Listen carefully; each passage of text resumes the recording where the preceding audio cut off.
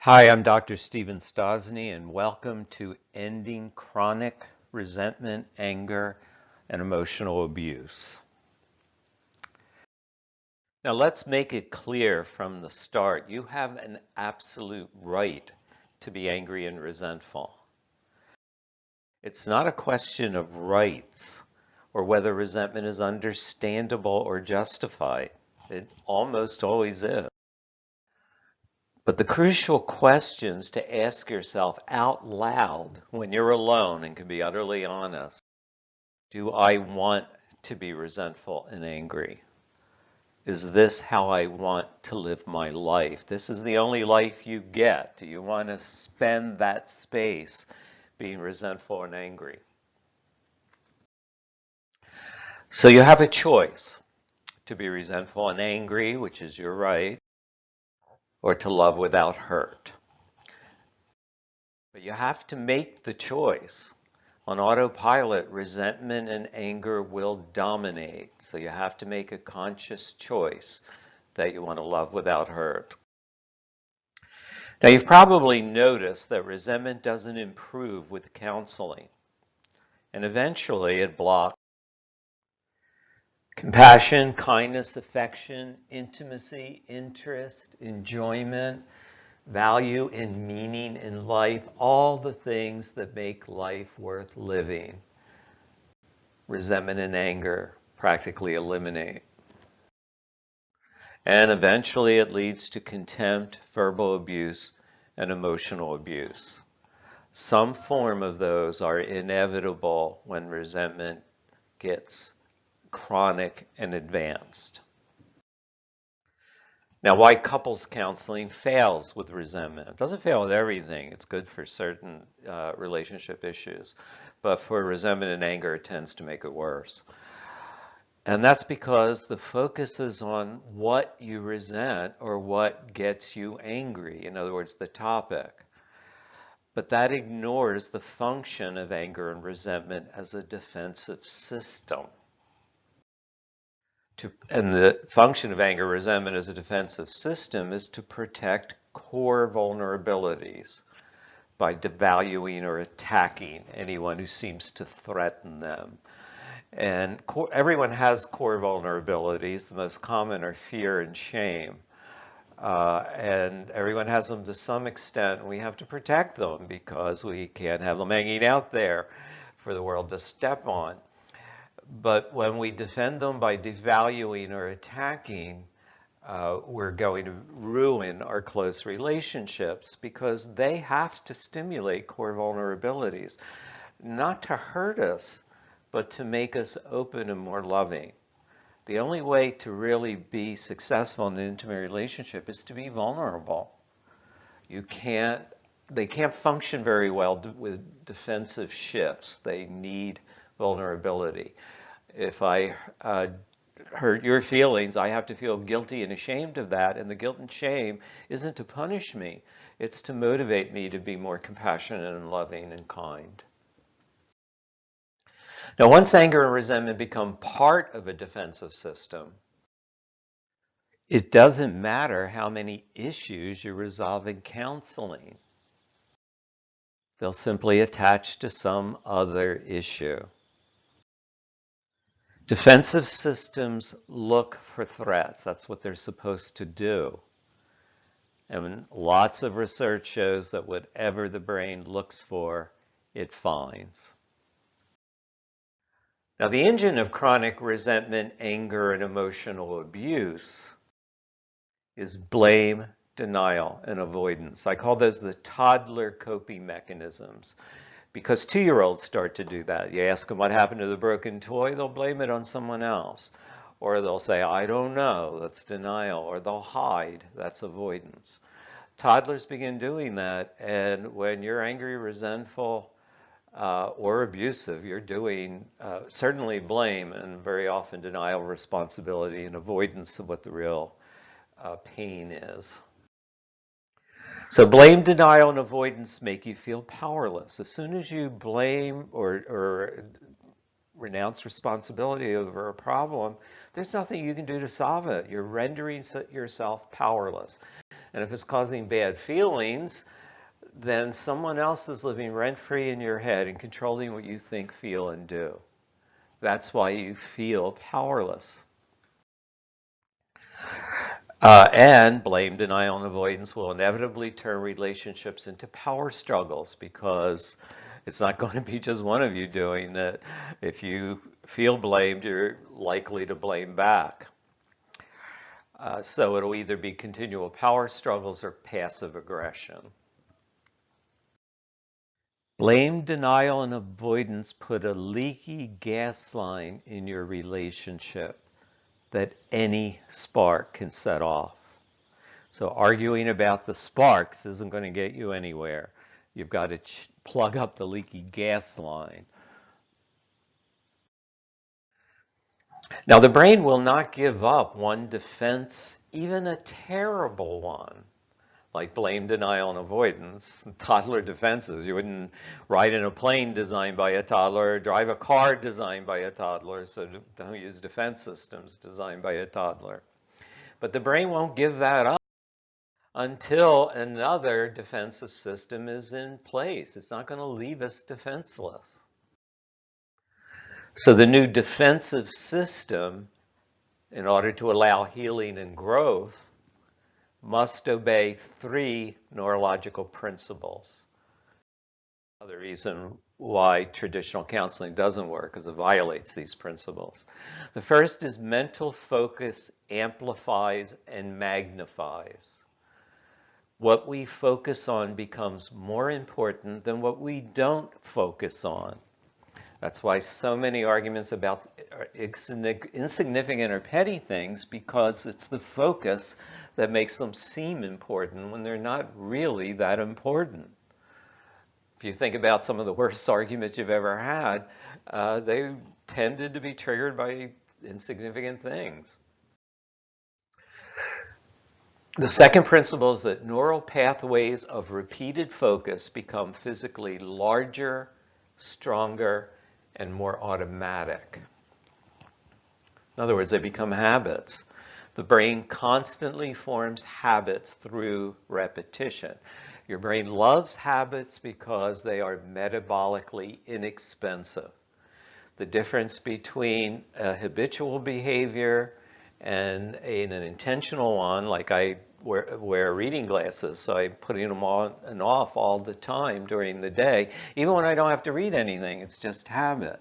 But the difference in doing that by habit and thinking about, I'm going to put my glasses on, are hundreds of millions of multi-firing neurons consuming a lot of mental energy. So your brain conserves energy by doing as much as it can by habit. And under stress, habits rule, because all animals, including humans, retreat to previously learned habits under stress. Under stress is when we are likely to go to the toddler brain and blame, deny, and avoid. We change the brain through change in focus and repetition. See, the bottom line is, if you want your life to be better, choose what you focus on and what you do repeatedly, because that's what you're going to be doing by default on autopilot. In other words, we got to form new habits. The key to healing and growth is your core value. That's your ability to create value and meaning in your life, to make life worthwhile. It's the most important thing about you and the most important thing to you. It controls your self-value and your ability to value and have compassion and caring for the people you love. That's what we call core value. Staying true to your deepest values, your most humane values in your love relationships, yields authenticity, conviction, and long-term well-being. See, it doesn't always feel good. It's not always short-term well-being, but it always feels authentic. It always feels right. For instance, if you're at the funeral of someone you love, you're not going to feel good. You're going to feel really bad, but you'll feel authentic in the grief. And if you don't grieve, you won't feel authentic. So don't think of it as always feeling good. Over the long run, you'll feel much better if you're consistently in core value, but not always in the short run. And there are painful reminders for violating your deepest values. And those are guilt, shame, anxiety, regret, feeling inadequate or unlovable. Those are almost always expressed in relationships as resentment or anger. So if we could actually express the guilt, shame, anxiety, feeling inadequate or unlovable, that would draw us closer together. We could help, that gives us room to be compassionate to one another. It helps us to heal one another. But by expressing or protecting those vulnerabilities with resentment or anger, it actually drives us apart. Now you can tell if you're being run by resentment, your relationship is being run by resentment and anger with these 3 tests, and I'll put the URLs in the text section because you can't really follow them in the video. One is the walking on eggshells test. Walking on eggshells is when you are always trying to avoid something bad from happening. That can be an angry outburst, or it can just be cold shoulders, rolling eyes. So the kinds of, I call them quietly abusive behaviors because they make you feel worthless. And then there's the anger junkie test. A lot of people are actually addicted to the adrenaline of anger, that you can't really get going or feel okay without some minor form of anger. And then there's an anger fact sheet with additional quizzes to find out how bad your addiction to anger and resentment might really be. And if it's bad enough, and that means it's really ruining your relationships, you might consider a Love Without Hurt boot camp, and that's a blueprint for healing and empowerment. That's 2 8-hour days of insight exercises and most of all practice. It has 24 follow-up webinars. See, this is pretty intensive because once anger and resentment become entrenched habits, each repetition of it over the years has reinforced that. It's the neuronal connections in the brain work like muscles. The more you exercise them, the stronger they get. And the stronger they get, the harder it is to change. So that's why it needs that much work. The first part of the boot camp is focused on building your core value. See, the stronger your core value is, the less you need the protection of resentment and anger. So it actually makes resentment and anger unnecessary. It's core values, self-compassion, and self-regulation. Self-regulation means regulating your emotions so you can act in your long-term best interests. And in a love relationship, if you have self-compassion and act in your long-term best interests, you will be compassionate and loving to the people you love. Because when you devalue the people you love, you are lowering your own self-value. That's never going to be in your best interests. And it also gives skills to raise self-value under stress, because those are such entrenched habits. You need to practice a skill that will build a new habit. Now, the part 2 of the boot camp is self-regulation in love relationships. So you've got to be able to self-regulate. That means cheer yourself up when you're down, calm yourself down when you're upset, whether or not your partner is cooperating. But in a love relationship, once you're able to self-regulate on your own, you want to be able to hold on to your self-value when you don't like your partner's behavior or your partner doesn't like your behavior, so you don't feel devalued by it.